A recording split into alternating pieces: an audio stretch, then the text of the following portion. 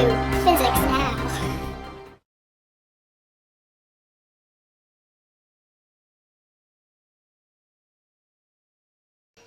The original xylophone was a wooden percussion instrument that consists of wooden bars struck by mallets. The word xylon originated from a Greek word meaning wood and phone meaning sound or voice. Put these all together and xylophone means wooden sound. The xylophone originated in Southeast Asia and came to Africa in 500 AD when a group of Malayo-Polynesian-speaking citizens migrated to Africa.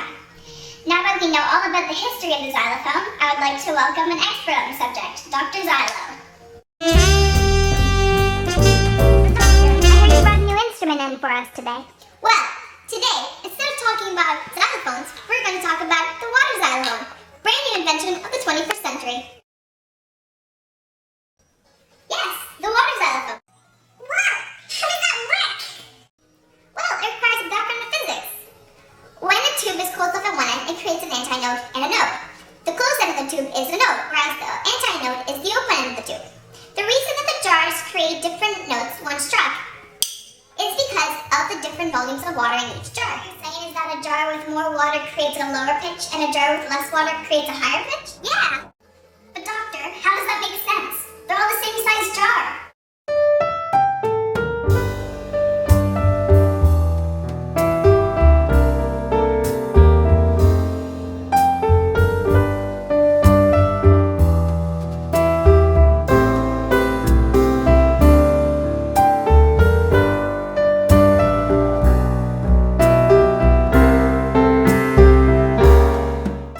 The size of the jar has no relevance upon the frequency of the notes. It is the volume of the water that makes all the difference. When the jar is filled to the top and you hit it with a metal spoon, it creates a lower frequency because you add water to the jar. You also add more mass to the jar. More mass results in a lower and slower vibrating frequency, releasing a lower musical note. Let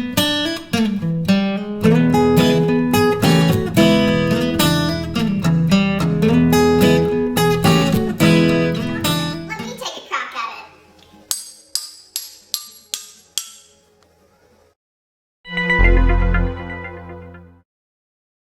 See, Lauren, another way we can explain the sound produced from our water xylophone is through its wavelength and the relevance to the length of the jar.